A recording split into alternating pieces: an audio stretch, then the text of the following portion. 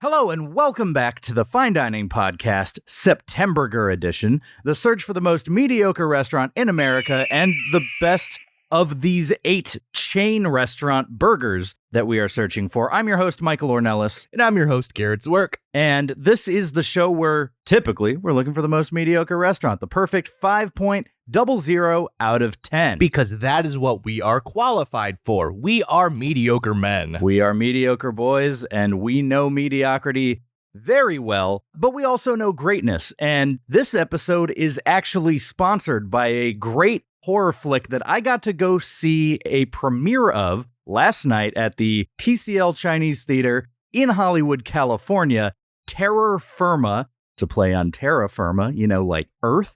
It's a horror movie about like creepy seeds and dirt and weird stuff happening. And we have that movie's producer here with us as a guest. Please welcome John Angeli. Thank you. Hold the applause. Well, here's the thing. They're clapping at home, so we can talk over. Well, I still like to respect the audience. Yeah.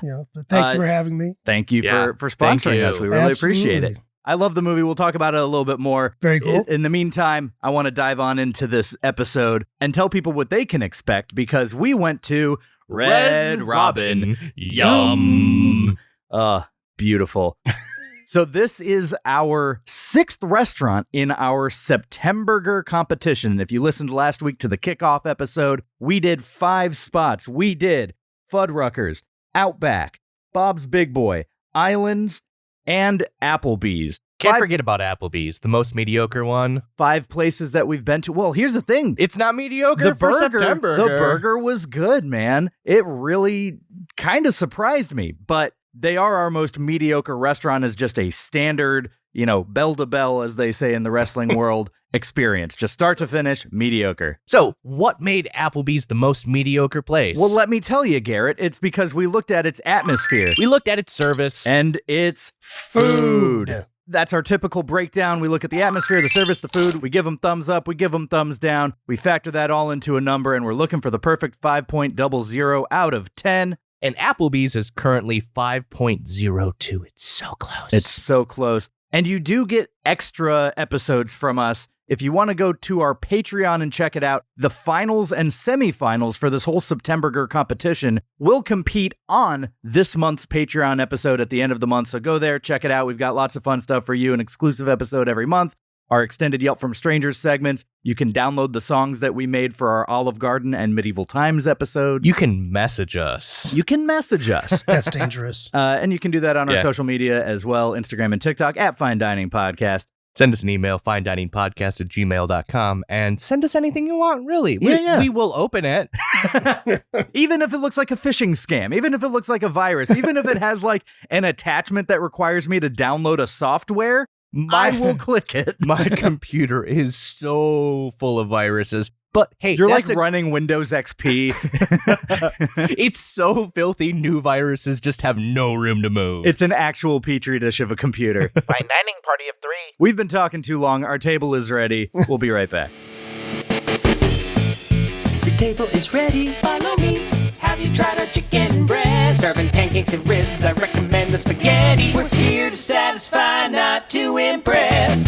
Your table is ready, complimentary butter and bread. These walls have road signs, knick-knack, cowboy hat, good luck cat, autographed guitar, some crap from your city. Behold the tchotchke of mediocrity. Fine dining, just fine dining, fine dining.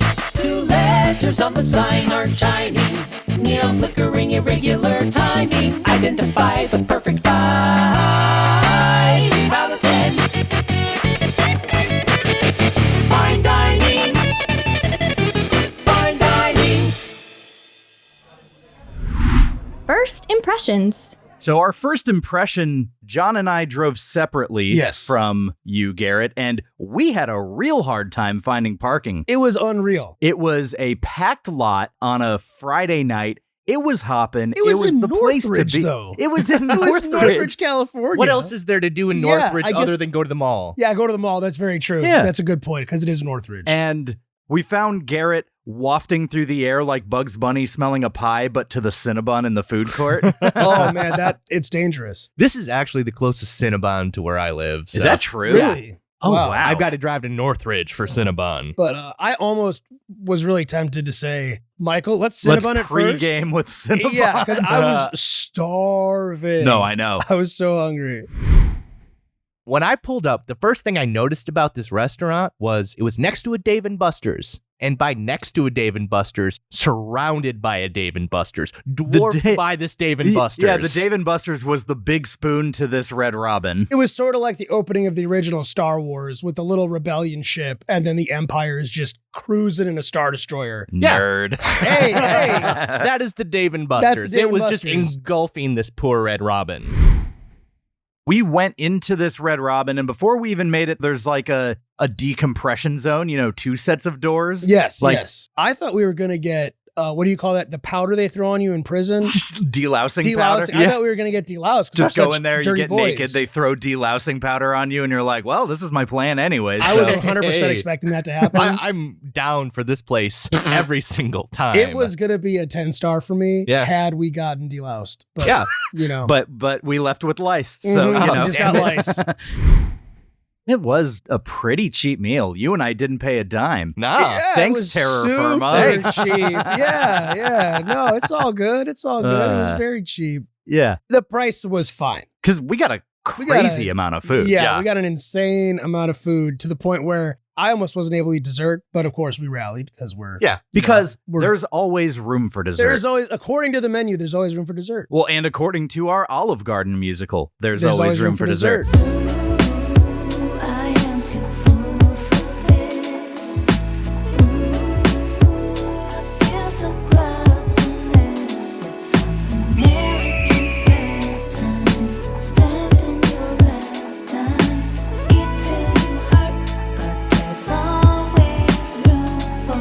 And if you're a new listener who hasn't dove into our backlog yet, we did do a full 7-song musical about our night at Olive Garden. Which happens to be our 7th episode. Oh, yeah. Which happens to be the first one I listened to that got me hooked on this very podcast. Oh, yeah. Ah, nice. Yeah. Go listen to it. So once we walk in, the first thing I'm noticing, one, there's a big balloon tree. There's like... I missed that. How? I guess I'm not... Did you hear the balloons just popping throughout the entire meal? I only heard one balloon pop during the meal, but I was so hungry that my focus was just on food. This is literally at the front of the restaurant. Yeah. And then I'm assuming children are just like taking them and it's then like popping bouquet. them. They're on sticks, so it's like a balloon attached to like the stem of a rose type of deal. So the kids just grab the balloon and carry it around, but it's not on a string. And then to the left, before even the host stand, is a to-go stand. So this place is clearly about getting burgers off the premise. Moving it along. The premises? Does it have to be plural? Can I say the premise? You could say premises. Sound fancier. I'm not looking to make it plural. No, it's the premises. Yeah, it has to be premises. It's premises without the apostrophe. Gotcha. So yeah, it was just an interesting choice to me that you look left and they're like, get out of here. Yeah, just take your food and go. And then they had like a rack that had a bunch of to-go orders lined up. And then on the top, just one of those really, really like airport level heavy duty weighing scales. And I'm just like, who's ordering so much food that they're like, I'm curious. Is this over 50 pounds? Are they going to have to pay extra to check this? I thought someone was like, you know what? I don't want to just have 3 or 4 burgers. I want like 8 pounds of burger. And they're just like, oh, we got to deliver exactly that. Yeah. And then in the very front, when you look to the left, they have a sign that's like about the Red Robin history. And Garrett, I know you you round up facts about these places in Resty Fact Roundup. Resty, John. Resty. I thought it was Rusty Fact That Roundup. makes no sense. It's Resty. We're trying to be fun and playful with the word restaurant. Well, I'm not as smart as you guys, so I hear what I hear, and I stand by it. But I like how you just like rolled with it. You're like, Rusty Fact Roundup. Don't know why it's named that, but cool. Okay. It doesn't matter to me. Yeah. But there's a thing that says the original Red Robin Burger and Spirits Emporium, founded 1969. It all began way back in the 1940s. Wait, what? You just said 1969. Yeah, it's right so far. All the way back in the 1940s with a song, a barbershop quartet, and a partying college town. Yeah. Sam's Tavern sense. kicked it all off in Seattle near the University of Washington campus. The owner, Sam, was part of a quartet that often sang When the Red, Red Robin Comes Bob, Bob, Bobbin' Along. His love of the song led him to go so far as to change the name of his tavern to Sam's Red Robin. In 1969, under the new ownership, the name Sam was dropped and the name officially became Red Robin. Now, this little college town tavern wasn't your run-of-the-mill burger place. It served burgers like people hadn't seen or tasted before. And as word spread of the small restaurant with the insanely delicious gourmet burgers, the D is rubbed off on the sign, Oh, okay. people all across the country began asking for rights to open a Red Robin in their hometown. As we grew, our focus on taking care of the communities and our people, our passion for insanely delicious gourmet burgers, our inventiveness and our search for the next great burger have never changed and never will. Yum. Wow. And then it says Northridge Mall. Since we opened our doors in 2005, we've been providing our community with endless smiles and bottomless yum. Are they sure about that? And then it's got a bunch of old Red Robin logos on the bottom, and the one all the way to the left is scratched off. So they completely glossed over about 30 years where they didn't serve burgers. Oh. Wait a minute. Literally, they didn't serve burgers for like the first 30 years. Rust me up. Rust me up here. Let's rust it up in Rust this me up. week's Rusty Fact Roundup. Okay, so as we all know, my mom is not a fan of the whip sound. And my mom is a fan of the whip sound. And so for my mom, we got to censor the whip sound by putting something else over it. But for your mom, we're gonna keep the whip in there. What do we want to do? I agree with Garrett's Bob on this one. Well, it makes sense. I like the whip. We are rounding up Rusty Facts. The sound effect we got to replace the whip with, I think it makes a lot of sense. The Red Robin yum. Yeah, So that's on only 3, logical. 1, 2, 3, yum. Red Robin did start out as Sam's Tavern in Seattle, Washington in 1943. The original owner, Sam, whose last name has actually been lost to history. What? Whoa, okay. Yes, Was literally. this guy in like witness protection Yeah. or No, something? Okay, this dude's name actually was lost to history. I did a full archive.org search on it with times. That's wild. That's so crazy. And I'm not the only one that's failed on this. Multiple journalists have been like, we've tried. We can't find this guy's name. I don't think Sam existed. I think he was a figment of Yeah. art. Like, I even went back to, okay, I'm going to search to see if I can find any records of his barbershop quartet playing in the Seattle area around the 40s.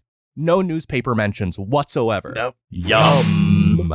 This Sam, he sang in a barbershop quartet, as they said, and he was a particular fan of the song When the Red, Red Robin Comes Bob, Bob, Bobbin' Along. Imagine being like, oh, this song is my shit. And it reminds me so much of cheeseburgers. I imagine him kind of like jamming out to that the way I do with like Tool. Yeah, Just, like, it's very similar. just cranks up when the Red Robin comes bobbing along. and You're it's- not wrong. Really? So the restaurant claimed Red Robin was from his quartet singing this. Uh-huh. Yeah, they did, but it was really from him singing the song to himself and annoying the piss out of everyone around him. This man, in his free time, not when he was singing in the quartet, was just singing this song alone at his place of business. All the time. This is how bad it is. No one remembers his last name, but they remember that he annoyed them with this incessant song. But this is also an alleged man. We Yes. don't know if he actually existed. Right. But if Okay. he did, he was If he annoying did, as he was shit. the most annoying son of a Yeah. bitch in the Seattle area in 1943. Yeah. We do know that. Yum. Local restaurateur Jerry Kingen bought the business in 1969 and then removed the word Sam's, giving Red Robin the name it has today. So he kept the annoying part, but got Yeah. rid of the guy who was annoying. Yeah. Just the song that was annoying the people. Just erase his legacy. Yum. Red Robin, known for its burgers, did not even sell hamburgers until 1973. Wait, so they Wait a didn't minute. start with burgers No, even? for the first 30 years of their existence, they did not sell hamburgers. Interesting, because the way that This is probably just perfectly phrased gaslighting on the behalf of their sign. 100%. But it makes it sound like they started with burgers. So when you said they erased 30 years of their history, I thought you were saying they stopped burgers for a bit and then brought them back. You're saying they just didn't have them. Yeah, they didn't. Not at all. Weird. So, like, they had, like, cold cut sandwiches wrapped in cellophane. It was more like just like a bar deli. Yeah, Here's like a some deli. chips. Yum. Once they did start burgers, they went hard on burgers. Yeah. They were actually one of the first places that popularized the fried egg on a burger. Oh, wow. That was my their- favorite. That was their That's your first favorite? special thing. one of. Okay. Like a good breakfast burger, like a peppered bacon with an over easy or over medium egg on a burger. It's not my go-to, but sometimes when I'm feeling a little spicy, you do that. You put like a spicy ketchup on there or a Chipotle ketchup. It's a great mix. I just cannot do eggs on burgers. You're like man. him. Yeah, I don't do It's eggs on weird. burgers. I don't like the raw yolk. Yeah. It's gross to me. It's like eating mucus. It is. And it's like, and I do that. Yum. Once they finally got burgers on the menu, Mhm. success came quickly. And then Kingen opened a second location about a year after that. The chain started franchising as a whole in 1979, and by 1985, they had a total of 22 restaurants. And at that time, they sold the rights to Japanese company Skylark Group. Under Japanese rule, Red Robin... That phrasing just sounds so like imperial. Yeah, the Emperor of Japan was a huge Red Robin So fan. under Japanese rule, Red Robin adopted the bottomless steak fries we know and love today. Thanks, Japan. Yeah, this 10 years of Japanese rule honestly was kind of a shit show. And the chain, I don't want to say failed, but didn't do well. The only good thing was They the got bottomless Ds. steak fries. Yeah, they got They got Ds. Ds. Yeah. So in 95, they brought back the original owner. Got him out of hiding. Sam. Yeah, Sam, we need you. No, not Sam, though. Kingen? Jerry. Yeah, Jerry Kingen. I think Jerry is Sam. Or He could be. Sam It's like a is- DB Cooper type of Yeah, situation. you never know. Like Yeah. there's renderings of him around. He actually sang Red Robin while jumping out of a plane. What if Sam is DB Cooper? Makes a lot of sense to I me. mean, I'm just you Yeah. know, just the facts, The rusty ones. the rusty ones. Yum. 10 years later, in 1995, a group involving the founder, Kingen, and the first franchisee retook control of this struggling company. Retook. Yeah. This really does sound like they're in like a war room, like looking at blueprints. They're like, the enemy's marching on, That's the way I look at Yeah, it. the It's just imperial like, rule of Japan. yeah, this chain went over to Imperial Japan Yep. for a while. Yeah. Then America took it back. Yeah. America always wins. Stop. Our Eagle budget is out of control. That's Stop okay. it. You know how much I love this country. Your bank. Well, I guess you're paying for this episode. So Yeah. all those Eagle sounds, All they're of them are coming out of your my pocket. budget. Yeah. So America away. Yeah. So now that Uncle Sam is once again in charge of Red Robin, USA. there was success. Of course. Okay. Yum. In 2002, they even decided to have an initial public offering and go public. They are on the New York Stock Exchange, thanks to Uncle Sam in America. But they don't have a better code than Cheesecake Factory. No, theirs is pretty dope. Cake. Just Yeah. CAKE. That's how you find Cheesecake Factory that's on awesome. the NYSE. And this one's like RRGB or something like. Red Robin Our- Gourmet Burgers. Yeah. Oh, yeah, I guess that makes sense. Or is it Red Robin's Greasy Boys? Yes. I like that a lot better. You and I are greasy little boys, you guys Garrett. are very greasy. Both of them are greasy little boys. Both of them are greasy little boy babies. Both of them are greasy little boys. Both of them are greasy little boys. They were slipping out of the booth the entire meal. we don't. It's like a slip and slide Yeah. everywhere we go. It was unbelievable.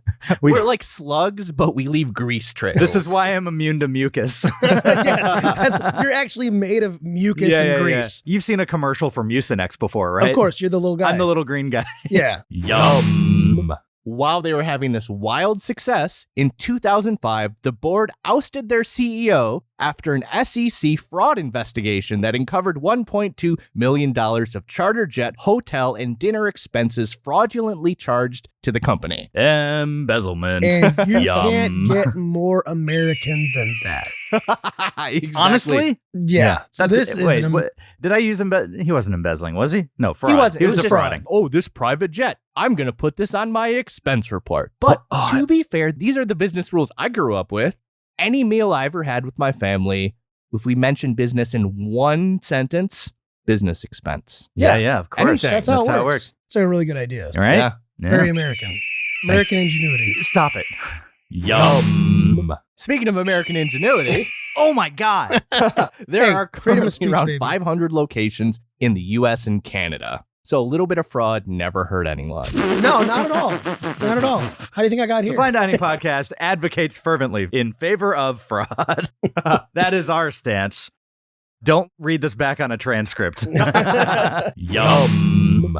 To bring it out of the fraud territory and into the successful burger territory, Yeah, hit me. Red Robin was named Zagat's #1 full-service burger 4 years in a row from 2009 to 2012. Oh. So, which means they beat out, in this time period, the Cheesecake Factory, Applebee's, Chili's, Outback, all these other places we go like to. all these other places yeah. in our Septemburger bracket. So they won Septemburger for like 4 years in a row. But are they going to win this year? 11 years since their last victory.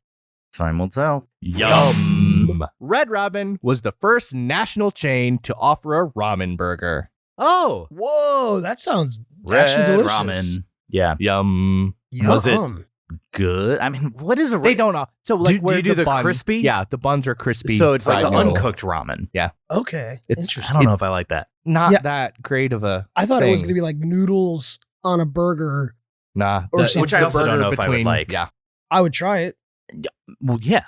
I'm a trash compactor. Like, you tell me that you're mixing up two crazy foods and throwing them together. Like, I'll give Yeah, it. ramen I'll burger. give it a taste. And Sushi there's burrito. also nothing more American than taking two different foods and mashing them together. Yeah. And there's nothing more American than stealing someone's culture. 100% accurate. Yeah. So Red Robin is really American. Oh, that's good. Yum. The Center for Science in the Public Interest releases a yearly list awarding chain restaurants' most calorically massive offerings. Oh, no. Red Robin's Monster Meal won 2014's Unhealthiest Meal Award, coming in at 3,540 calories, 3.5 days worth of saturated fat, which happens to be exactly 69 grams, Nice. and 4 days of sodium. What's in it? This meal consists of a 1,670 calorie monster burger, bottomless fries, and a 1,500 calorie shake. We probably ate Yeah. more than that. Yeah, I we was going to did. say, I think we probably had 6,000 calories apiece. Easily. At this Not place. a piece. A lot. Yeah. Yeah, but it shows that we did Red Robin in the intended manner. Yeah, that's we true. did Red Robin right. We did it. We did. Bring them home, boys. We did Red Robin right. You did Rusty Fact Roundup right. You Hey. dusted and de-rusted and de-loused some facts for this week's Rusty Fact Roundup.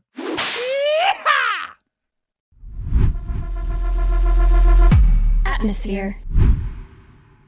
This place is just covered in wall art, and I'm here for it. I'm actually digging the choices that they're making. It's like cutesy burgers and like a potato like there's a potato dressed as a ninja with a sword on its back, and then a bunch of French fries next to it, implying that he just sliced his brethren to smithereens. Killed him. He just committed Just potato straight up side. murder. There was like a real cool like neon yum on the wall and like a bunch of like slapdash style signs. One of my favorite signs that had nothing to do with the theming of the restaurant was just one that says, "Dear NASA, your mom thought I was big enough. Pluto." That was all right. Hey, you brought that up. That That's was good. great. That Yeah. was great. There was like Barbie dolls sightseeing in front of a Hollywood sign, and I'm like, does Northridge think they're part of Hollywood? They're so close to Hollywood. Are Northridge trying to pass themselves off like, hey guys, our identity is movies too? Not the type of movies that you want to be. Well, I also think that Yeah. when people come in from out of town, they think Los Angeles is just Hollywood. Right. Oh, I am And- so glad it's not. You know, oh yeah, but it's just that whole thing. They don't realize how big it is. It's So, huge. Yeah. It's gigantic. I mean, it took us from Northridge to Hollywood at 9 at night. Took us 42 45 minutes, something I like think. that? Yeah. But yeah, I like the decor of this place. A lot of Americana. A lot of Yes. Americana. It was You don't get the eagle on Americana. damn it. A lot of America. No.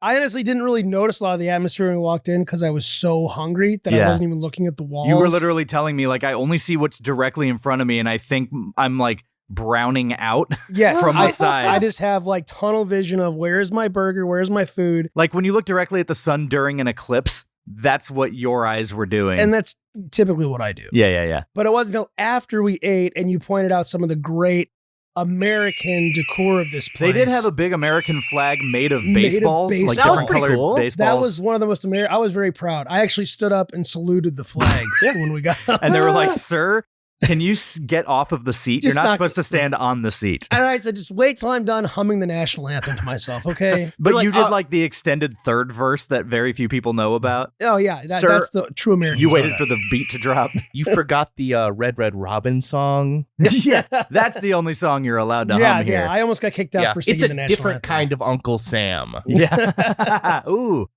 clever. That was good. I like that. Yeah. But there was some also like presidential things too. I saw Abe Lincoln on one of the things there, so that was kind of They nice. had like these big light fixtures that were almost like kind of like an upside down table. Yeah, Like a A circular plasticky. American pictograph. Yeah, basically. Like it looked like a zoetrope, kind of, without the little slits on the side. But one, like, there was a big American flag made of bandanas and denim for they like just the got colors. really creative. Yeah. You know? I liked it. It was like Olive Garden. There were so many families. Of course. Families everywhere. Yeah. That is where the atmosphere took a hit for me. Yeah, There's- it was a little loud. Too Loud, many chaotic. A lot of kids. babies screaming, kids screaming. I get it. You're out at a restaurant. Parents need to eat too. Yes, you they take your do. kids out. They're humans too. What do you mean parents need to eat too? Kids also need to eat. You know you have to feed kids. But I don't want to endorse feeding these meals to children. I don't want to be real. Oh, these meals. Yeah, I thought yeah. you meant I don't want to endorse feeding children. No. Kids shouldn't be eating at places like Red Yeah, Robin because no. like the calorie For their count, health, the for sodium. sure. Yeah. Yeah. So Yeah. we're But looking out for but the I children's grew up health. on these things and I turned out horrible. So Yeah, well, and we do have a generation of horrible American children. Yeah, coming up anyways. But yeah, parents, bring your kids, feed them healthy things if you can. But if they make a noise, that's when you take them out.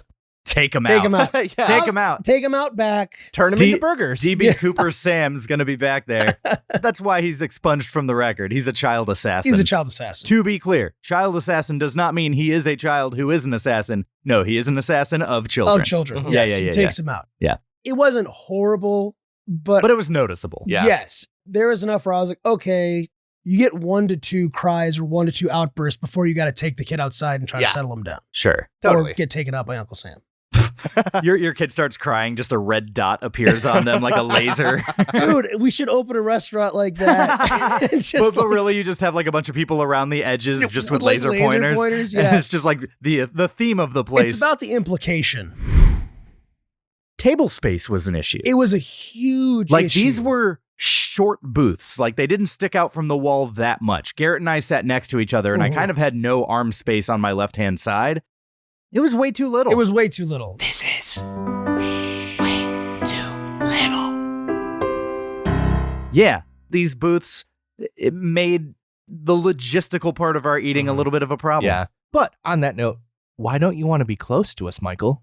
Garrett, you provide me constant examples. Should I list them all? Because that would be an episode unto itself. You don't want to be close to me? Garrett, you are my actual shadow.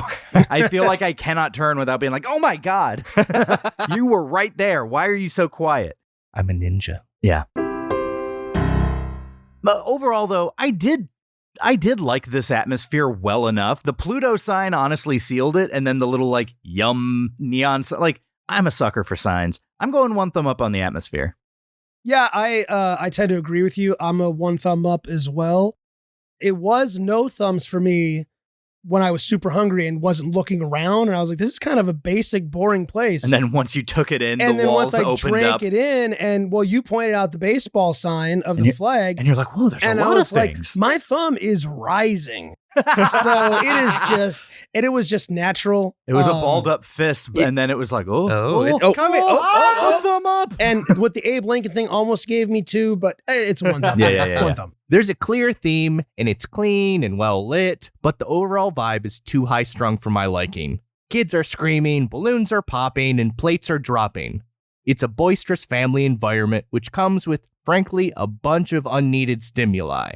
Luby's is just as family-friendly and feels just as down-home American too, but it's super chill. Yeah. It's done well, but it's just too much for me. 0 thumbs. 0 thumbs. 0 thumbs. Interesting.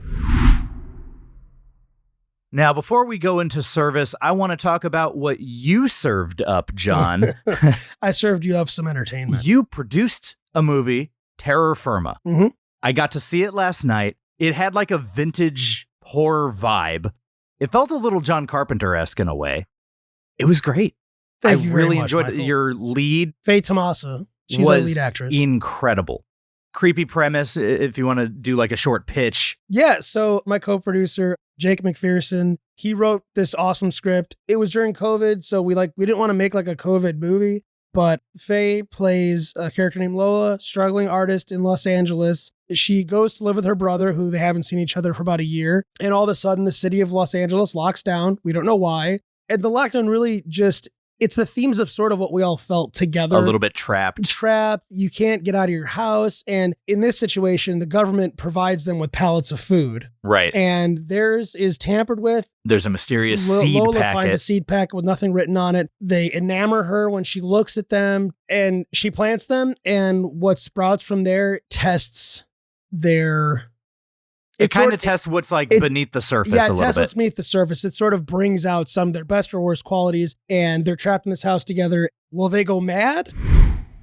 It ended up just having a lot of comedy in it, because when you're doing a horror film or a drama film, you want to care about the characters. Right. And the best way to connect with the audience This is felt like laughter. characters came first. Yeah. Characters should always come first in a movie. If Yeah. your characters don't come first, then don't make a movie. Right. These actors did such a wonderful job. Faye Tomasa, Bert Thacker, and Robert Bretenoff. Also got to give love to Max Carpenter, who played Teddy. A smaller role, but a pivotal role in the Very film. fun. He's awesome. He's great. He brought a lightness and a little comedy to the role as well. Yeah. Because when you're in this thing where you're It's trapped in this tense. house, it's tense. And when we eventually bring Teddy in, it's like, okay. I can little breathe for a relief. second. Yeah. And where can people find this movie? We're working on distribution right now. We're working on a deal, so we'll let you know once we can, but you can follow our Instagram, Terror Firma Film, all one word. That's TERRORFIRMA. The trailer's on IMDb. If you're a horror fan, do yourself a favor, check this movie out. Yeah, man. And if you love independent cinema, like we live in a world now where cinema is it's like the 80s again, where corporate filmmaking is taken over. And it's so hard to find people with like an authentic voice in cinema. And Jake's got it. I mean, the guys who made this movie, we've been friends for 14 years, went to film school together. We moved out here together, and we've always wanted to make a feature. And like Jake took me out for a Thai dinner to pitch me the film and say, look, we got to make a movie. A lot of it was paid for by COVID checks. We all put money into it, man. So it's like, It's a labor of love. it's a labor of love. And that's what we wanted. We wanted to bring that back to the cinema, give you characters you care about so that you're really invested in them and you don't want anything bad to happen to them. Yeah. And when it does, or if it does, you're just like, oh, come on. My one critique of the movie is that there was no conflict whatsoever. It was just 3 people who lived together, ate these mysterious seeds, and then just got along. They got along. They had a great time. Yeah. They had a great time. That was the whole movie.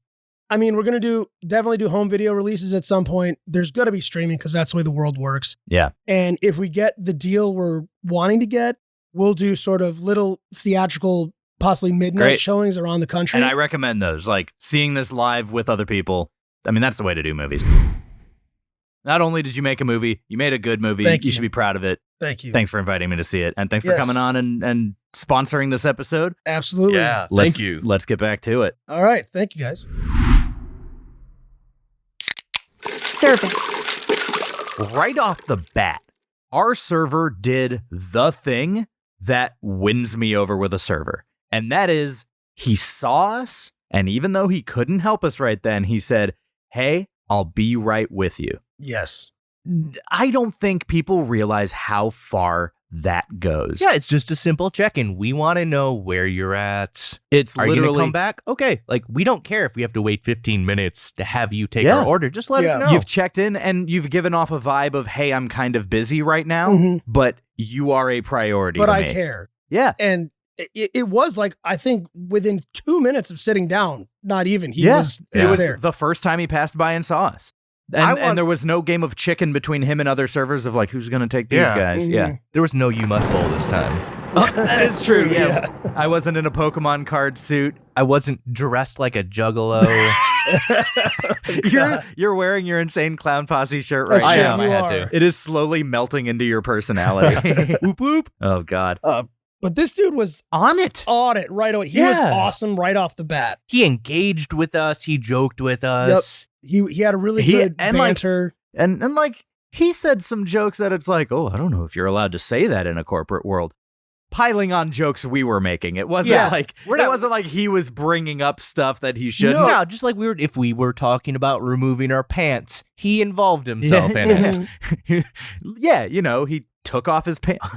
He could That's tell, two like, thumb up service right there. he could Yeah. tell like we were just three cool dudes coming to get something to eat who are goofy and joking around. Just, And doing a lot of like doing a lot of head necking. bobbing. Yeah. Hey, what's up? Yeah, man. Yeah. But he riffed with us. He was great, man. And he, took our order really well. He was great. That's how it started out. Yeah, it started out great. I mean, 95% of this meal, he was a fantastic server. Wonderful. He was, but it's that last 5%.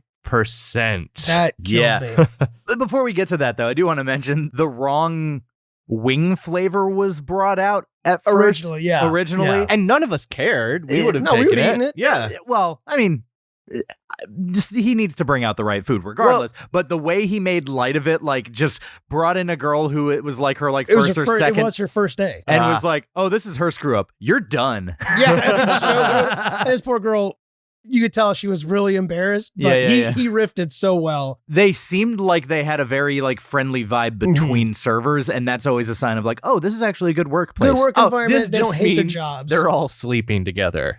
I would actually like that.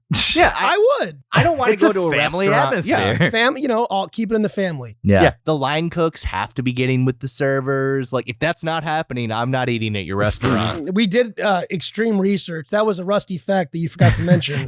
Garrett actually You know. goes to restaurants a couple days before to just scout out the will they, won't they tension between the back of house and the front of house. It's a really big deal. Yeah, I have to ask them who they're currently sleeping with, whether or not they're planning on childbirth, stuff like that. Is the manager sleazy? I actually do want to talk about the manager here. He checked He in. did. He did check in. He not only did he check in, he was doing waiter work. That's right. He was. When I went to And the can, he was walking around. No attitude about it, just doing it. And I was like, lead by example. Yeah, that's a good leader. They run Yeah. a good ship. So the service here was really great It was until it wasn't. Yeah, it was for me the whole meal, the whole damn meal. It was like I'm giving this 2 thumbs up, 100%. Yeah. Oh, easy. It was Easy. like it was just a hands down. This is going to be 2 thumbs up. Yeah. He started off as one of our best servers ever. You know what else he did? Because we got a lot of food. Mhm. We ordered the towering onion rings, but we got the shorty, which is Short what they call stack, it, which is 6 onion rings instead of 12 because we got a lot of food. I don't need a ton. And the 6 are down on the table. The onion rings are of different sizes, so some of them encased other ones to where it was kind of harder to see them. And so me, the detail-oriented guy that I am sitting there like studying the onion rings. He sees us studying and was like, "Oh, is there one missing? I'll go get you some." And you guys were like, "Oh yeah, I think there's one missing." And I was like, "No, I think there's a smaller one in there. I think you did right." Yeah, there was a small bird's one eye inside vision. of a girthier one. Yeah, It was yeah. just Yeah. hidden there. I was just the girthy one took my eye, but I couldn't see the little one inside of it. No, So I I could have didn't sworn either. there was Yeah, 5. yeah, yeah. So like without missing a beat, and even after me correcting, like, no, there's 6, he comes back, brings 3 more. 3, the perfect number to bring Yeah. because there are 3 of us. Yes. I hate it when, like you go to a place and they're like, oh, well, for a table of 3, we'll bring 4 pieces of bread or 5 Hey, pieces Red of... Lobster and your biscuit policy. Yeah, yeah, yeah. It's so stupid because then you're going to create a battle. yeah. People do I fight. But that's think what they want. They feed on the conflict, but not here. This is a family environment. Family They're all environment. sleeping together. They want everyone to be happy. But yeah, and so he brought the 3 extra onion rings, and I was very appreciative. And then I thought it would be fun to do a draft. I was like sitting there because like the onion rings are all different diameters and thickness. And so I'm like, okay, we need to figure out the fairway. There's some really small ones, some really big ones. There's some medium-sized ones. So whoever Oh, gets it's a a big big one, one it's a gets a small little one. one. Yeah. Whoever gets a medium one gets another medium one, just to like make sure that it's like all fair. Like it almost felt like the NFL season just started. It felt like a draft. Mhm. And now, a word from our totally not made up sponsor. Oh, hi there. It's your favorite sponsor, Jub, and I'm back with another idea that I came up with and nobody else. Are you sitting around a table with your buddies at a restaurant and they bring out your shared appetizer, but it doesn't have an even number of pieces, so you don't know how to divvy it up? That's not a real problem because I've got the solution that I didn't plagiarize. I call it the Hunger Games. That's a Jub original. All you do is just beg to your friends and try and convince them that you're the most hungry one there. Then from there, it's a free-for-all. Put on some brass knuckles. You can have bows and arrows, or set some landmines. Make it just like that Hunger Games movie that I haven't seen and didn't rip off. You know what, on second thought, I don't want to deal with the liability of people getting hurt because they followed Jub's Hunger Games. So if you like this idea, don't call me. Call Suzanne Collins. You can reach out to her publisher and specifically by name blame her for the reason why you're being stretchered out of a Red Robin.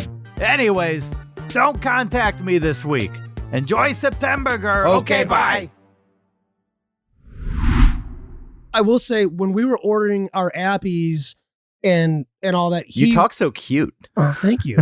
Our Our appies. appies. Appy Daddy. It was so good. I'm your appy daddy. Jesus. The look on your face right Just now. so much disappointment. Happy birthday to me. Oh, God. All right, this is a punny situation. But no, he was like, do you want this to come out first? Do you want this to come out second? Yeah. And that was awesome. I can't remember the last Onion time. rings and pizza. It was yeah, like, we had do you want to onions bring and the pizza. onion rings out with the that, pizza? Or then that. And it came at a nice layered pace, I would say. Yeah. But that also contributed to the table clutter. So that is the thing. The busing situation, it wasn't bad, but it was accentuated by the lack of available table so, space. Speaking of bussers, did you notice something? No. Or a lack of something? Like What? a buster. There were no official bussers. Oh. It was the servers and even the manager taking stuff away. So Red Robin eliminated bussers. When you say eliminated, was it like Red Robin Sam red lasers down Yeah, on bussers? they assassinated Yes. them. Yeah. They took the bussers out of the equation. Yeah, but they were kind about it. Like, hey, can I get those plates out of your way? Yeah. And also, I mean, we're three dudes who ordered 3 appetizers. One was a pizza, so it takes a space. It's just got diameter to It's it. got diameter. It's got girth. Yeah. And It's like a tuna can. it's like a tuna can, a gigantic tuna can. Yeah, like a mind you. tuna can that's like a manhole cover. But I will say that we would have saved on table space had we not had that stupid the digital Ziosk. thingy. The Yeah. Ziosk. Get that shit off my table, please. Yeah. But he was really good about, when do you want this to come out? When do you want that to come out? You know what he was also good at? Not poisoning us. That's true. That's true. Yeah. we couldn't get coffee. You guys wanted coffee. We wanted coffee so badly. But he was like, you know what? No, we're not serving coffee right now. There's something went wrong with our water. It's giving out black specks. But the hot water only. Yeah, Hot we're not, water only. We're not serving hot drinks because there are black specks in them. And, like, what's going on over there? What's going on over there? What's going on over there? Should I worry? Should I care? What is going on over there? Garrett, what's going on over there? John, you know, like when you're in college, you've had way too much to drink and you have to get your stomach pumped. Uh-huh. Yeah, Has that ever happened to you guys? way too familiar with that. And not just college. Right. In life. Yeah, Yeah, a weekend in Vegas will Yeah. do that to you. Yeah. So often after you get your stomach pumped, you're given activated charcoal to fully absorb the toxins. So you think Red Robin's hot water tap has activated charcoal to pre-pump our stomachs for the horrible meal we're about to consume? Yes, The they the care monster about meal us. that's loaded with calories, a ramen burger. They're like, screw it. These guys are going to destroy their bodies, but hey, let's at least help them along and get their hospital process started Yeah, early. exactly. Well, I thought maybe that they would put that in your system so you throw everything up and then Make come room back for and eat more. more. Oh my That's gosh. it. Yeah. That's even smarter. Because as soon as we were done eating, I ate so much food, I wanted one of those regurgitation buckets so I could then throw that up and then eat more. so Not they from the regurgitation bucket, but No, they've got from the 14 menu. burgers they're on their all menu. about the Yeah. binge and purge. They're encouraging this. Yeah, so they want us to try every burger. Yeah. So they're just giving us activated charcoal, and our server realized oh, our burgers are not as good as they were from 2009 to 2012. We don't want these food reviewers to throw up and try all of our burgers and expose us. He's not trying to get us to buy more and eat more. No, he knows if we have more to review, that could only maybe be a bad thing for Red Robin. And kind of was. Yeah. And we also told him we were going to be eating a lot of food. Yeah, so we he did knew do that we were coming there and we meant business. Yeah, and he's that like, no need. If these three hunks were going to come in here, order as much food as they did. Our kitchen can't keep up with that. They can't They're keep too up with busy these. sleeping with each other. Yeah. And that is, in fact, what's going on over there? What is going on over there? So our service markedly got worse. And like, not even worse so much as absent.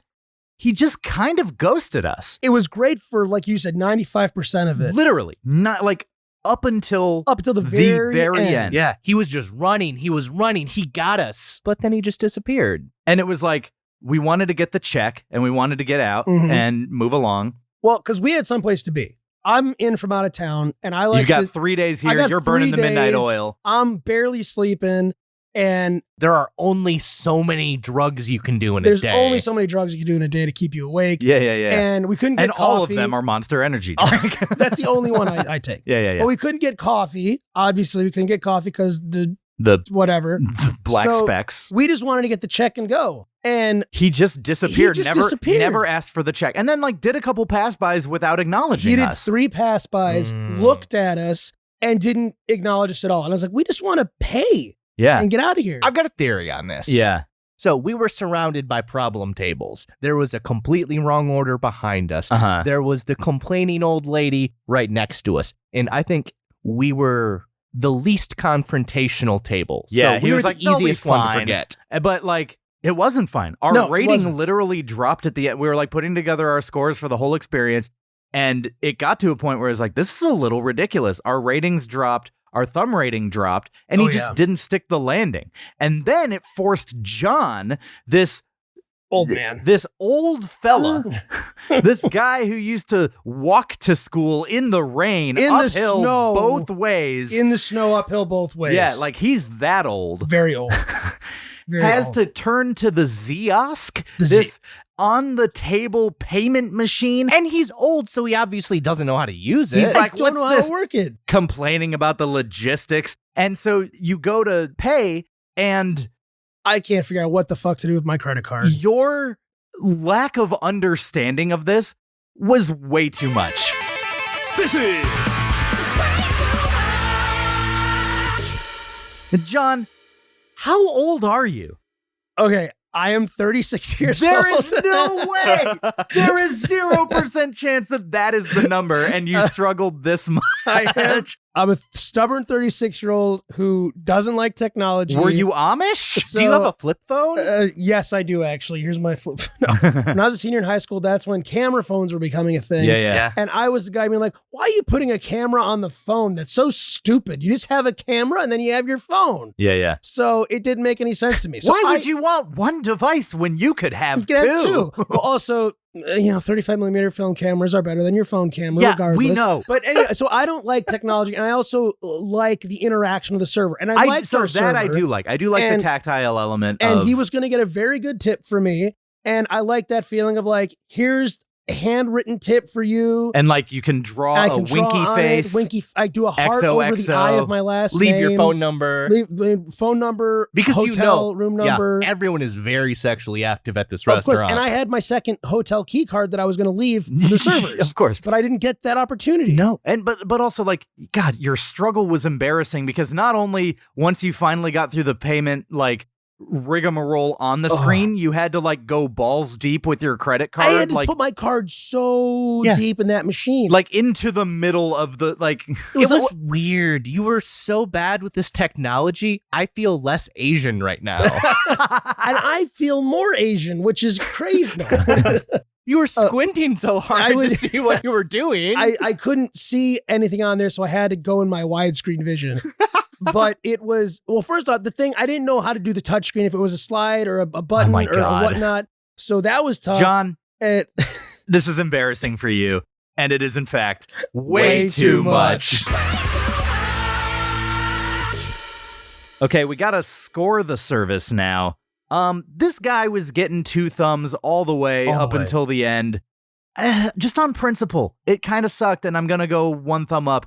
But objectively, his service was 2 thumbs up service. Like, it really was. He was a great server, just didn't stick the landing. So 1 thumb up from me. Yeah, I'm 100% on board with you, Michael. I was 2 thumbs up the whole way, and those 3 pass-bys and making me use that effing machine, 1 thumb. But a kind 1 thumb. Yeah. This went from one of our best service experiences to date with check-ins and charismatic engagement to frankly non-existent. Right. I get it, shit happens, and we're an easy group to be put on the back burner for some more outwardly confrontational tables, but we're the ones rating you. Yes. Yeah. They don't know that. So I'm going to give this the lowest 2 thumbs up possible. Okay. Oh, you're keeping your thumbs. You're still Yeah. going 2 thumbs. I mean, Yeah. I think that's valid. Like, it Yeah. is. That's fair. It was very good service, and like, you know, the final. But here's the thing: it was like the final 10 to 15 minutes. If Yeah. this is like the final 5 minutes or whatever, but it did kind of plant us there just a little bit longer than we wanted to be there. Don't rely on the Deus Ex Machina of the Ziosk. Well, I'm also I believe in punctuality and being places on time. Yeah, This made us late to our next engagement. that's true. Ooh, That's on my reputation of being places on time. Yeah. I also feel if he has difficult tables and we're his easiest and we're chummy, don't you want to stick the landing on the breezy 'cause guys? If he knew The breezy boys, the breezy boys, bunch. we're the breezies, Yeah, and it seemed backwards. if he would have just left the check there and been like, "I'll be right back, guys," I would have been like, "Take your time, dog." Then I could pull out my credit card, give it to him, give a heart on my eye, give him my phone number, hotel key card, and we would have been out of there and on time to the bar. Do the rigmarole. And you know the cold old lady is not going to tip well. So, No. why are you trying to even give her attention? Give us her attention because we will tip well. Now, it didn't affect the tip. Servers have a hard job, and they deserve if they're really good at it. We're not going to stiff servers ever. No. But we'll complain. Good tip. Yeah. I went over my normal 7%. He got 9. No, he got a 22% tip. All right, you don't have to brag. Okay. Didn't affect the tip, but affected the rating. Yeah. Food. Yum. We were hungry little boys. I didn't eat anything all day. John didn't eat much that day. I had a breakfast burrito at 9:30 in the morning and nothing else. And we went at 7 p.m.? Yeah, 7 p.m. Yeah. So we got 3 starters. We got the towering onion rings, but the shorty. So it was a short tower, And but it's how you use it. Mhm. And we got 10 inches of pepperoni pizza. A girthy 10 inches of pepperoni pizza. That's literally how you ordered it. Yeah. We'll have 10 inches of Oh, pepperoni that's pizza. Yeah. It was a Donato's pepperoni pizza. It's like a thin crust, toppings to the edge. Yeah, I'll talk about that first because I kept going back to it. It was like a thin crust pizza. It tasted like an arcade that would serve pizza back in the day. Like it felt like a laser tag pizza almost. And it just tapped into a nostalgia for me to where I'm like, it wasn't like the highest quality ingredients, but it was addictive and it was good enough. I really liked it. And maybe I shouldn't have, but I went 7.5 out of 10. You're pretty high on that one. I was. It reminded me of rainy days of smoking lots of weed and eating like the best frozen pizza. Uh-huh. I like this pizza. I'm a pizza snob, but it was good. And like you said, kept going back to it and it just hit that nostalgia spot, hit the sweet spot. I'm a 6 on it. That's the thing. Like, I can't go low if I keep going back to it. I can. Ugh. This whole thing was bland and uninspiring. The crust was not crispy enough. The sauce was runny and mild. The cheese reminded me of like a lifeless Shakey's cheese. And the impression I got of this was like Tombstone or Jack's frozen pizza. Yeah. Like, That's it. That's not a how I problem. felt. like, that's not good pizza. Objectively, this is a 4 out of 10 pizza for me.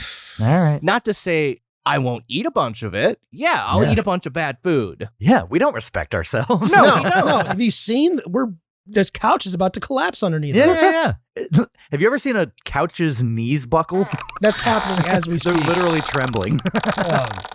Yeah, it was fine. It was a slightly above average for me. Yeah. Slightly above average. Then the towering onion rings. Again, we got the shorter stack, but he did bring us 3 extras. Way too hot when I bit in. I mean, that's not a thing I can judge them on. But that's a good sign. That happened. All 3 of us burnt ourselves from the hot onion rings. That's true. It almost felt like a frat initiation. And we all got to witness each other do it. So we knew it was coming, but Yeah. we did it anyway. Yeah, the onion innards were just actually on fire. But these were pretty good, and we got them with the haystack sauce, which, That was solid. we had on one of their burgers. It's a good little sauce. I went 7 out of 10 on these onion rings. 8 out of 10 for me. They're crispy. There's a little savory element to the battering. I couldn't detect what it was, but I really like that. And that haystack campfire sauce, It was the good. smokiness to it was, It was perfect good. for the onion rings. See, I'm a little lower than you guys. Yeah? I'm a 5.5 on them. Yeah?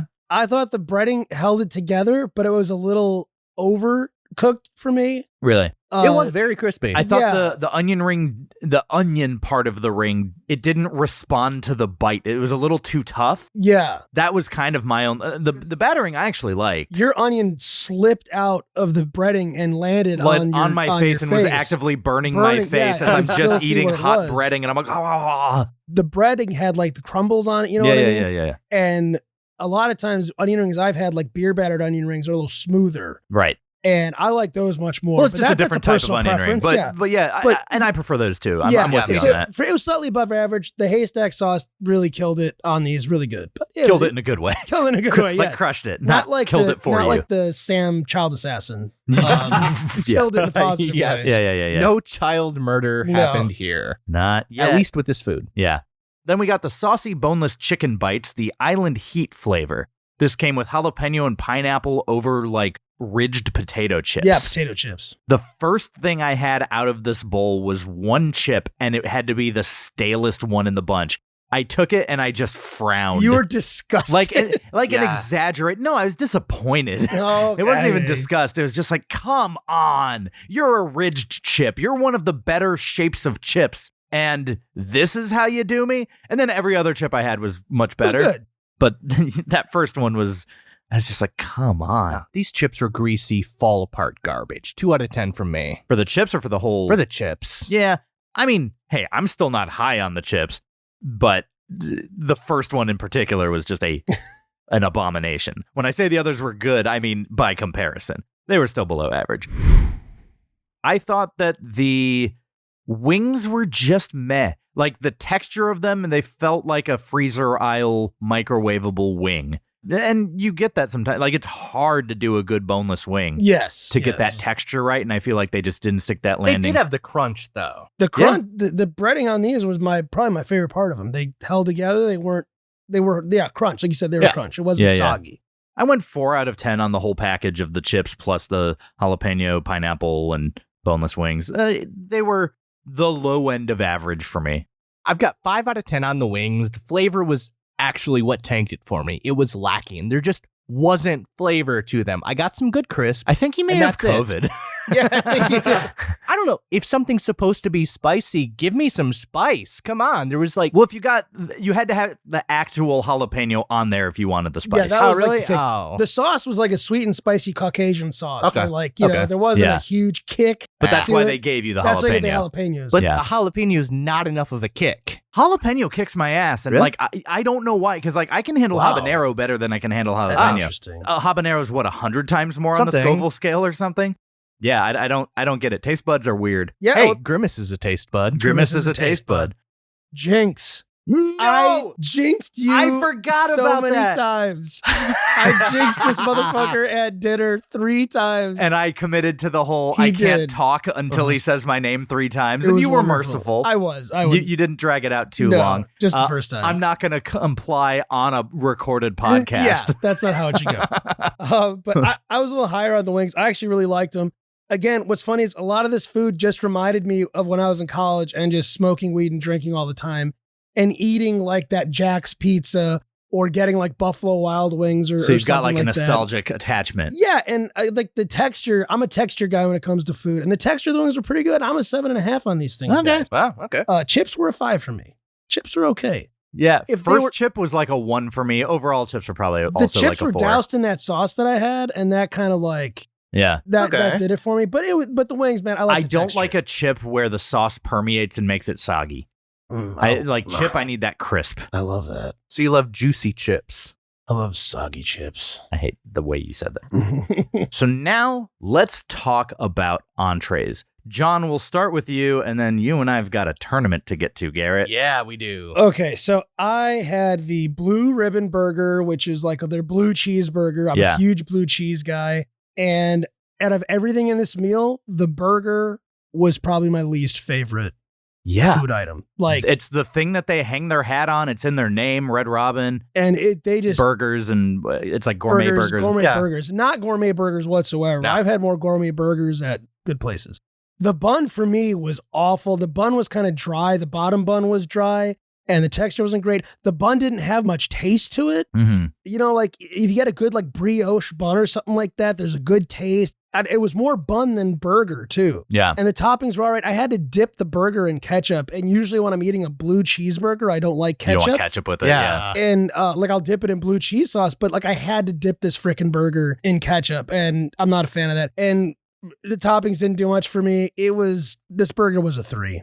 Ooh. It was a 3 burger. Yeah. Do you want to go to the fries before we jump into Septemburger? Sure, why not? John, why don't you talk about your fries? You got sweet potato fries. I did get sweet potato fries because I'm a weird person and I'm not a huge French fries guy. Like, they got to be waffle fries if I like them. Yeah, and they've got kind of famous steak fries here. Yeah, those were all right. But the sweet potato fries were okay. They were a little too skinny. Mm-hmm. And I like my sweet potato fries with I like them a little thicker. I gave them a 6. They're above average fries. They taste very good. They tasted very good. Yeah. But the texture was okay, and they were just too skinny. I had a bite of one of yours. It was fine. Yeah, it was okay. It was a sweet potato fry. It wasn't anything more or anything less. It just delivered on what its name said it would do, and that was about it. It was fine, which to me is slightly above average. Yeah. And then our fries. Yeah. Honestly, I expected more. I did too. I hear stuff of legend about how good Red Robin's fries are. People say they love them. Their fry salt had like a lemon pepper in it, and I wasn't digging the lemon in it. I love a lemon pepper. I like it on a wing, but I want it to be advertised. If it's not expected, I'm like, don't hit me with lemon I didn't sign up for. That isn't necessarily an expected flavor. Yeah. I'm a paprika guy. So you throw paprika in it, like that's the flavor profile I want in my fry salts. Yeah, these fries just weren't crushing it. 4.5 out of 10 for me. Yeah. They were barely warm and only a little bit crispy. They were just like the absolute minimum of a fry. These were the quiet quitting fry. We're showing up to work and we're not doing more than that. Yeah. It's like they're unlimited, but I had no desire to eat any more after the plate. Like, I didn't even finish. Yeah. Wow. Yeah, So- I think we all had fries on our plate at the end of the meal. Yeah. Yeah. I can only give these a 5 out of 10. Yeah. Bro, I was a 3 on those regular fries. Like, it's like exactly you said. If you're going to give me bottomless fries, Make them good. make them Be islands. But maybe that's the key. Maybe they buy really cheap ass fries that they know no one's going to want bottomless fries for. Yeah, it saves time and money. Yeah. So I could see that. But yeah. I get you. Yeah. Okay, it is time for Septemburger. Match number 3, Outback versus Red Robin. Now, a reminder of the rules for our Septemburger competition. Every place is matched up based on their seeding. The seeds are determined by the best burger we've ever had at that location, and if their recipe has changed over time, that doesn't affect their seeding, it's just going to affect their performance. So we ended up with the number 4 seed Outback Steakhouse's burger against Red Robin's burger. Now, this is a first-round matchup. As a reminder for Septemburger, if you want to make it out of the first round and into the good stuff, you got to get by on your basic burger. We're not doing specialty burgers. We're not doing signature burgers until rounds 2 and 3. So we got the Keep It Simple burger. It was served completely plain. It was bun, meat, and then it had the fixings veggies were on the plate. on the plate. I love it when it's like this. I want the option to make this how I want it. I really liked it too. I thought that was a great way to set the table. It had lettuce, it had onion, it had tomato, it had pickle. Mhm. It wasn't an overwhelming amount. The pickle was kind of separated so the juice wasn't leaking onto everything else in case you don't like pickle. Yeah, you don't get cross-contamination. You don't get of the condiments. cross-contamination. And I took a bite at the basic, like I literally took a plain bite. I put some ketchup on it. I took a bite. I put some onion and lettuce on it. I took a bite. So kind of all 3 of those bites are factoring into my rating. And you know what? I liked it. I thought it was a solidly good burger. Now, up against Outback. Outback's first round, just the Outbacker burger as they call it, we gave a 7.18. This didn't soar as high for me. I did like it, but I only went 6.87 on the basic burger. So you're going to have to go pretty high if this is going to beat Outback. Which I didn't. You did not? Now, mind you, I liked this burger. The bun was crisp, but had just a slight buttery texture to it. The meat was juicy and then had a little bit of crispness on the outside from the griddle. I like that. The meat was the best part of the burger. I thought that the bun was a little bit cold and hard on the top and Buns bottom. were I don't know awful. how you get that. If you're literally grilling the bun, how is it still cold? And this is the one we ate first. Yeah. If anything, this should have been, not piping hot, but, And they fresh. And yeah. they cut your guys' burger in half, and the cook on the burger was like that perfect medium. Yeah. It looked really good. It was good. It was. So I'm going to give this a 6.49, which is a pretty slightly better than good burger. It's fine. Yeah. So that means when we average it together, keep it simple. Red Robin, your first round entry comes to a 6.68, Wow, that's good. That's good. which is good, but it does not beat. Oh, I said the Outbacker rating that I gave it, not that we gave it. The rating we gave it was a 7.35. It was even higher. So yeah, this isn't even a super close match. Outback does advance to the semifinals over Red Robin on the basis of their basic burger. Not a surprise, really. We expected about that going in. Yeah, I mean, Outback is a higher seed. This is the 4 versus 5. But, I mean, those are the two closest seeds. You would expect a closer match, but didn't quite get it. Now, that said, just in case it made it to the second and third rounds, we did order a second and third round burger. So let's talk about those, because one of them I liked more than the basic, and one of them was the worst burger of the tournament. Hated this burger Yeah. with the passion of 1,000 suns. Yeah, let's talk about that one, because it's not making it to the finals. No. The Scorpion. The Ugh. one that looked the best on paper, because I sent you screenshots of every burger they had, Garrett, and I was like, let's pick which ones we want. Obviously, we're doing the keep it simple. You and I both had Scorpion super high on our list. This thing had jalapeno chips. We wanted this. Like fried jalapeno chips. It had like a garlic and onion aioli. It sounded so good. It looked so good. And when we got it, man, it cooled off. I mean, to be fair, we ate it third, but it didn't take us that long to get to it. Like, the amount of cold that this burger was did not make sense for the 5 minutes it sat there, 4 minutes. Here's a good description of the coldness of this. Biting into this felt like sinking my teeth into a massive gusher made of meat and mayo. Oh, no. Ooh, that's delicious. That was the sensation. It was a burst of cold and chunky flavors. And the spice on it, the flavor of the spice, the jalapeno, it wasn't the best tasting jalapeno. It didn't work for it. And if you're getting a spicy burger, the last thing you want is It's it to be cold. Yeah. I mean, like that, what the heck? It was chilled, messy. The spice profile didn't work for it. I went 3.86 out of 10. Oh, wow. I'm even worse. Truly did not like this burger. Michael, your burger, your first bite, everything just slid out. Yeah. It's just like the burger slid out, all the toppings, like. Yeah, I took the bite, It's and so then there was messy. no structural integrity. It tasted like it had like chili on it. It had a consistency of chili, but it didn't. I was like, how am I feeling chili? There is none. Oh, I It's know a what mystery chili. I know what it looked like when you took your first bite. You saw my face. You know how you pick up like a huge 8 to 10 pound bag of rice, but let's say there's a No, slit Garrett, in the middle I of don't it. carry around that much rice. That's okay. You're not Asian. Mulch. This Okay. felt like yard work. It felt like picking up an open bag of mulch that was sliced through the middle. So you open it up and the mulch just slid everywhere. Slides out. Yeah. And my score on this was a 3.21. Yeah, that's not good. And Garrett, I think on your third bite, everything spilled out Yeah. as well. Because you had a much more You were like American- making fun, Oh, you were yeah, I making was fun making of fun like, of oh, you. Garrett can keep his Yeah, end. Garrett's got the grip of a full American man, and Mike's got the grip of a fussy little boy. But we're like, oh yeah, look at Garrett, he's got it. And then third bite, it just Everywhere. comes out. Yeah, it just wasn't good. Now, what I will say is the best burger I had, I thought, was the Haystack Double.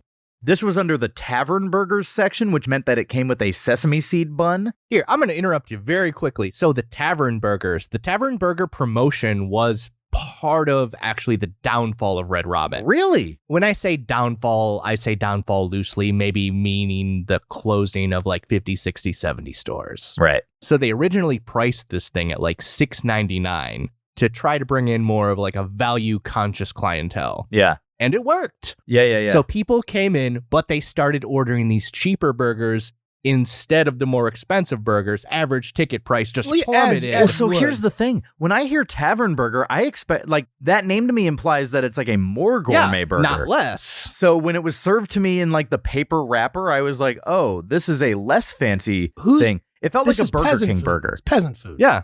But it was the best of the three burgers. Barely, to me. I had this just over the Keeping It Simple. And when I say just over, I had the Keep It Simple burger at 6.87. I had the Haystack Double at 6.88. Literally just to make a statement that I just ever so slightly preferred this. The Campfire Mayo was very good. So this had Campfire Mayo. It had, was it onion strings? Yeah, crispy onion strings. Crispy onion Just strings. kind of like a poor man's version of Island's Island Reds. It did give me Mavericks Burger flashbacks a little bit. I was like, oh, this is kind of like a less good Mavericks Burger.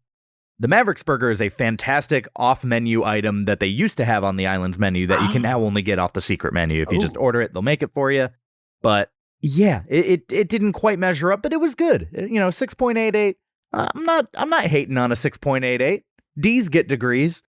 No, here's my biggest problem with the burger. The crispy onion straws were placed between the bottom of the patty and the bottom bun. Yeah. So all of the moisture and meat juices soaked right into these onions. Took away their crisp. There was no crisp. It was onion mush. Onions. Yeah. Yeah, soggy onions. Yeah. Still tasted good, It but still yeah, the tasted texture, you fine, do want but that satisfying crunch. It was just an onion mush at the bottom, and I'm not a fan of that, so I took it down to a 6.07. Okay. Yeah. Decent. Still not awful. Yeah. Anything over 6 is above average for us, but yeah, just barely good. But the desserts, they were much Let's more than good. move on to dessert. Bro. Guys, if you Dessert. want to have a good chain restaurant dessert, I think Red Robin might be the safest recommendation because they had not one, but two great, bordering on excellent desserts. Yes. You put one of them in that excellent range. Let's start. I know we're raving about it, but let's get the worst one out of the way. Let's get the worst one out of the way. They had cinnamon sugar dough rings, and it's dough like DOH, like Homer Simpson. Don't know why, but that's how they called it. So the cinnamon sugar dough rings, not a tie-in with Cinnabon. So No. These are fair independently made at the restaurant. Garrett, I hate to tell you, but I'm on Michael's side with this one. Ooh, leave. But, yeah, that's an argument for another day. You had your day in court. Okay, that's what I'm gonna say. I had really high hopes for these. High hopes. And as soon as it got to our table, I noticed that one of the cinnamon rings, so these are basically like almost like churro rings, but like soft. They're not like, they don't have that crunch of a churro. Mm-hmm. Mine, it had like a seam that it was split along right weird. through the middle. And I was like, oh, that doesn't look like the sign of something that was freshly made. It's not in one piece. It was just a clean horizontal line right through the middle of it. And I was like, interesting. And then it had a caramel and a fudge dipping sauce on either side. I took bites of both. I was honestly underwhelmed on something that I assumed would be a layup. It just felt cheap.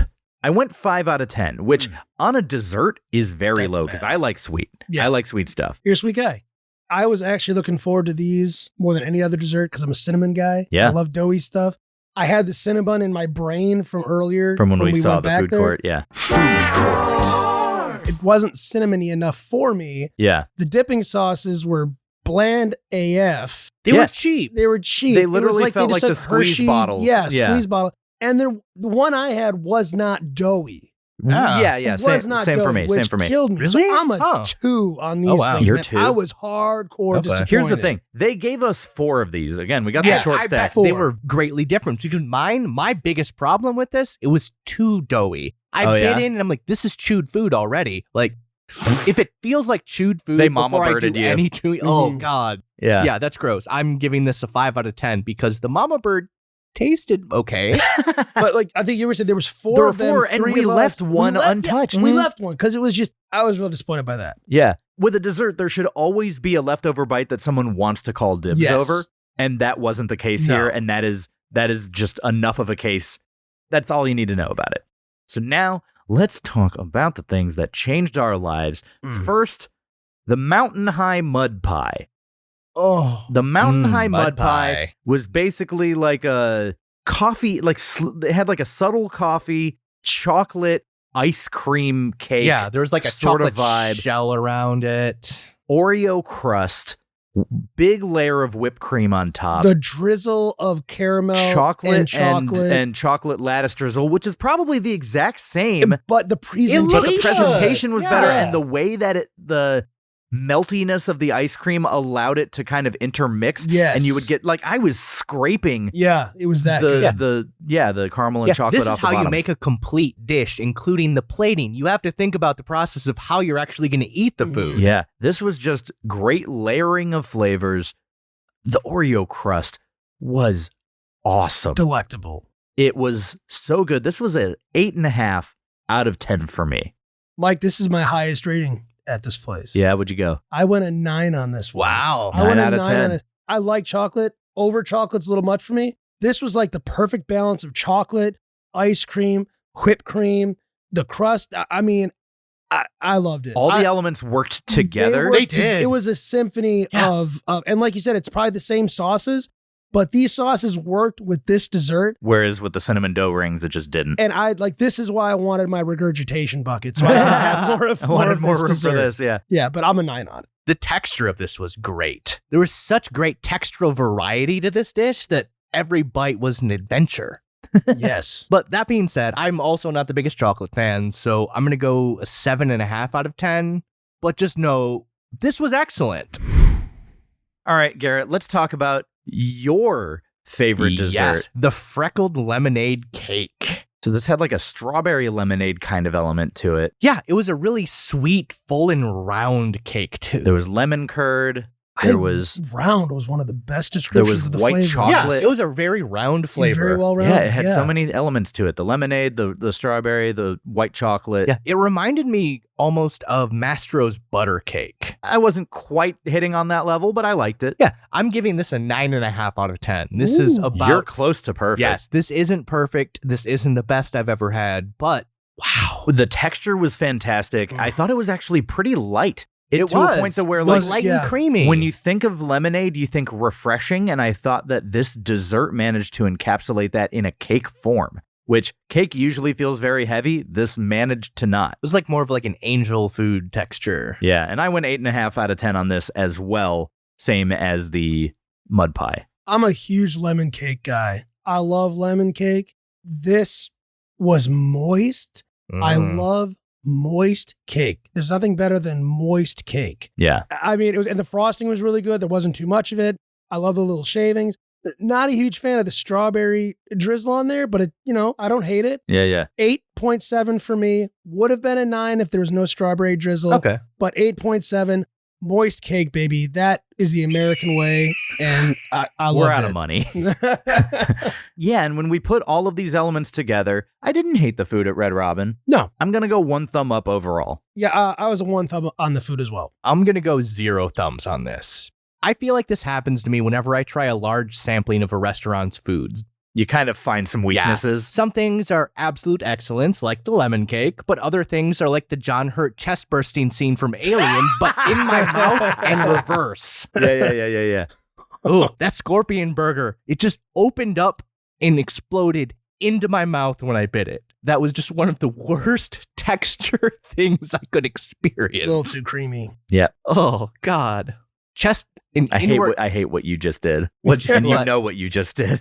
I'm just literally thinking this is a reverse xenomorph going down my throat. All right, well, we got to factor in all of these thumb ratings into a score, but before we do, let's see what other people are saying about this Red Robin in this week's Yelp from Strangers.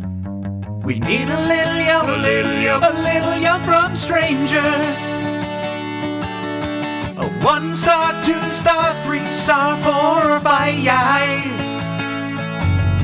So get a little yelp, a little yelp from strangers. A little yelp. Give us those complaints while you literally whine and die. Yelp!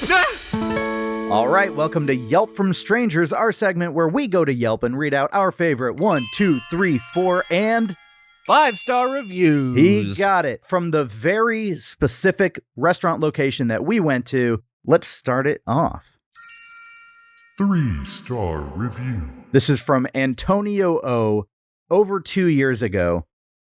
I'm going to take a deep breath and see if I can get through this long one-sentence review in one breath. This place is great and I love coming to this location, but unfortunately today I went for lunch and it was outside dinning and everything was fine till the end of our meal. Our waiter never came back. We waited and waited to pay and we couldn't because the machine on the table did not allow us to pay, and we asked a manager if she could ring us up and she said no, we had to wait, so we waited till the waiter finished her conversation. I get sometimes waiters have full tables. I couldn't do it. But the restaurant only had 2 tables with customers, but this was not the case. Not sure if I'll go back, but maybe I'll just order takeout next time. Huh, sounds familiar. Yeah, that was kind of how our experience went. I mean, not the fact that there were just 2 tables in the entire restaurant that had customers. That would be kind of crazy if they just abandon you when there isn't other work. Sounds like Applebee's. Yeah, where they were kind of playing chicken with us. But I feel Antonio O's pain, and I think you do too. 4-star review. Let's go. Less pain, more pleasure. All right. 4-star review from Zinnia C 6 months ago. Let's get something straight. This is a normal restaurant chain. Nothing astronomical, crazy, special place, but they do serve up a great burger. To be honest, I haven't tried much else other than the burgers. My absolute hands-down fave, the Royal Red Robin Burger. Give me bacon, cheese, and throw an over-easy egg in there. Que bella. Ooh. Wow, We're another getting language. cultured here. Yeah. Heart eye emoji and drooly face all over, please. I like that there actually is no emoji. She wrote in text, heart eye emoji and drooly face. I wonder if she was like speaking this from text while driving from the restaurant. Voice to text dictation, hoping it would translate and pull up the emojis. I usually take out the lettuce and tomato from my burgers because I feel like those veggies have a lot of water and it waters down the taste of all the other yum in the burger. So please don't take this pic as the best example of this burger, but man, it tasted superb. One thing that I miss is the big endless share fries. They still refill your fries, but I kind of miss the cute big bowl they used to fill up and all the people grabbing towards the basket too much. Does she like... In a post-COVID world, I miss... She misses the awkward exchange where people lock hands while reaching for fries. Maybe that's how she met her husband or something. Yeah. Like she had like a moment where they locked eyes, fell in love over a basket of fries, and she knows no one can do that. That or she's like really competitive and she likes the idea of sharing fries to have them all as like a statement of dominance. Nothing to knock this place for, but I do miss it. Overall, I like going to Red Robin when I feel like being naughty with my food. Ooh, boy. As I'm sure the big bacon egg burger and refillable fries isn't calorie friendly. He. They do have healthier options, but why go there for that? I kid. No, you don't. I'll go again on my splurge day. And then smiling emoticon. I gotta love someone who has that much passion for those specific things. Is she from the Midwest? Where heart attacks and restaurant chains are reigning supreme? Probably. That's also the South. That's America. You can go download our full Yelp from Strangers segment at our Patreon. The link for that is in the description of this episode, or you can go to patreon.com/finediningpodcast. And we're now offering a 1-week free trial, so what do you have to lose? Go check it out. People have wild opinions, and we get to read oh so many of them. Thanks. Final rating.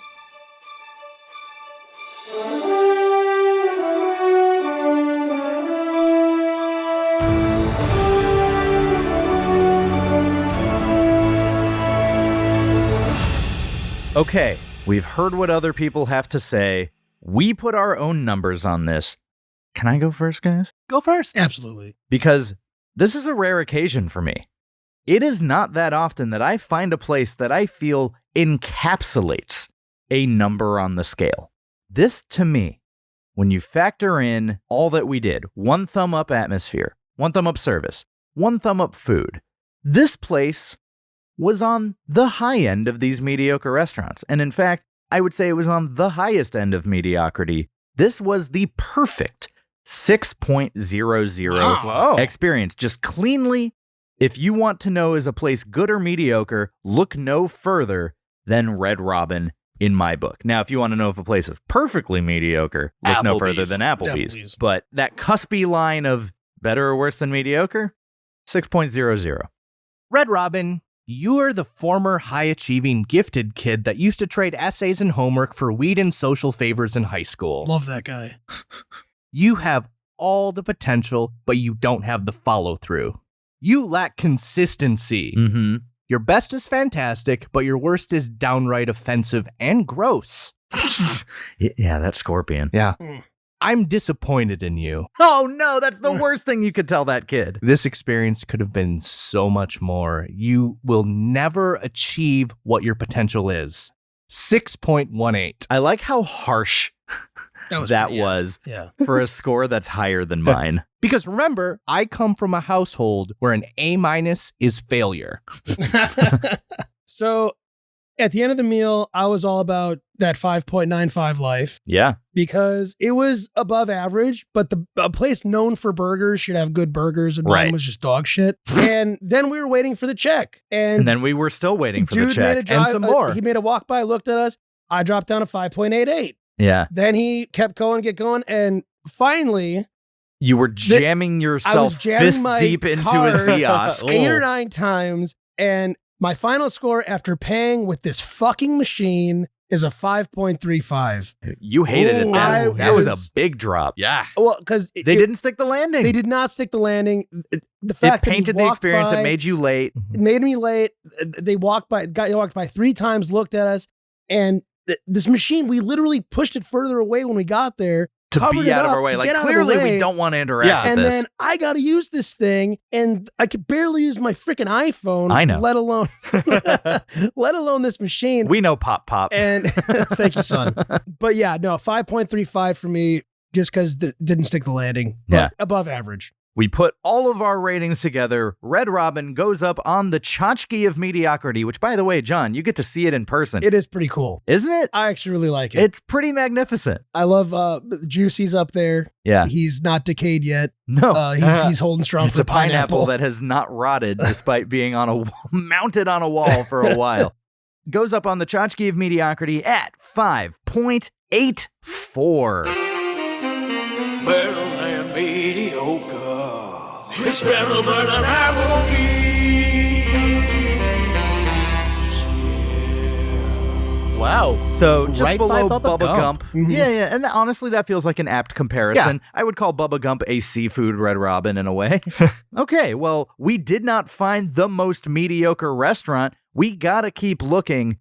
So we gotta pick where we gonna go next week. It is Septemburger. We've got 2 places left in our bracket. We've got Umami Burger and Johnny Rockets. But let's have some fun with it. John, you decided to come here. Why don't you prepare some headlines, and Garrett and I will try and decipher whether or not they are true or false in this week's Headline Game. The rules of this headline game are as follows. John will present 3 headlines to both me and Garrett that include this week's restaurant. They can be made up, or they can be actual headlines. Whoever correctly identifies more headlines as true or false between Garrett and I will get to select whether or not we go to Umami Burger or Johnny Rockets next week. However, if John stumps us and we both suck, I guess he'll get to pick. Are we ready to play, fellas? I am ready to play. I'm ready too. Let's go. All right, fellas. I've got a few here, and I will go ahead and start.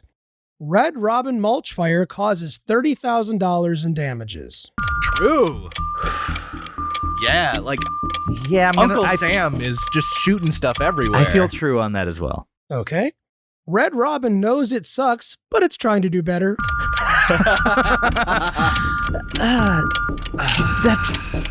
There would be a journalist that would write that. Yeah. But it's too mean. I'm gonna say false. I'm gonna go true. It sounds like something a BuzzFeed guy would write. Yeah. All right. And finally, Red Robin Florida man caught refilling cup in the bathroom. True, Florida man. I'm going to say false. Okay, guys. Okay. First headline was Red Robin mulch fire causes $30,000 in damages. You both said true. Yep. That is true. Obviously. Yeah. Uncle Sam's a pyro. Yeah. The second one was Red Robin knows it sucks, but it's trying to do better. I said false. You said false, Michael. Garrett said it was true. That is true. That is true. The sub headline was the gourmet burger spot is making some changes to get back on track. So I think this was after that 2009, 2012 thing when they After dipped their in run of quality. goodness. And then actually the article was about the busboy thing, bringing busboys really? back. Okay. Yeah. Okay. And finally, Red Robin Florida man caught refilling cup in bathroom. Garrett, you said it was true. And I said Michael it was said false. it was false. That is false. I made that one. Oh, so we're both 2-1. So do you have a tiebreaker headline, John? Yeah, let's do it here. Red Robin employee will continue to underseason food until payment dispute is settled. True. I'm just going to go false so To settle it? to settle it. Ooh. Guys, so the headline is Red Robin employee will continue to underseason food until payment dispute is settled. That is false. I made that up. Aha. Yes. All right, Garrett. Next week, number 1 seed or number 8 seed? Where do you want to go? I remember you just going off on our number 1 seed. Oh, yeah? You have feelings about this place. So I do. I want to see what these are. Let's go to our number 1 seed, Umami Burger. Umami Burger. All right, next week we will bring you Umami Burger, one of the historically best burgers I've ever had, and in more recent history, one of the more disappointing burgers I've had. So we'll see where it is at next week. But as far as it goes this week, we did not find the most mediocre restaurant, but we did find a lovely guest in John Angeli, producer of Terror Firma. Follow them on Instagram at Terror Firma Film. Keep up with them. Please. It is a very fun movie, especially if you like horror movies. Go check it out. Thanks for sponsoring this episode, You're John. very welcome, Thank guys. you. Really appreciate you. Thank you for having me. I do love the podcast. Yeah. It is a lot of fun. Say that again? What? You do regularly text me things about it. I text Mike. We talk about this. I genuinely love the podcast. Thank It's a you, lot man. of fun. Thank It's a you. good time. Follow us on Instagram and TikTok at Fine Dining Podcast. Send us an email, finediningpodcast@gmail.com. Any of your fan art. Any of your thoughts? Did we get it right this week? Go back and listen to the Cinnabon episode and tell me who was right. Obviously, it was me, but, I like the reinforcement. Thanks, guys, for listening. We did not find it. The search does, in fact, continue. We'll see you next time. Have a fine day. The search continues. We still need the perfect five.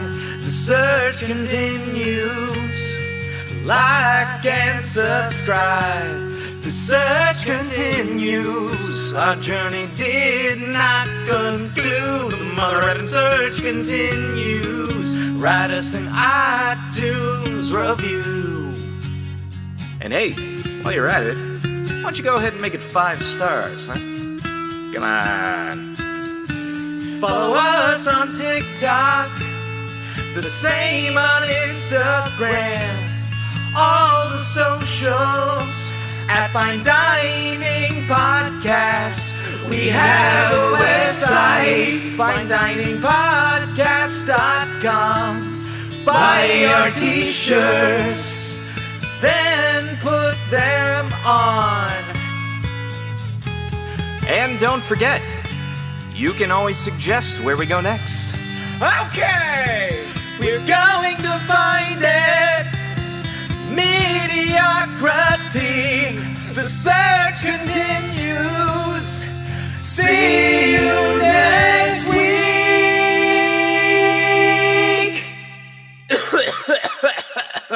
Hurt my throat a little. Have a fine day.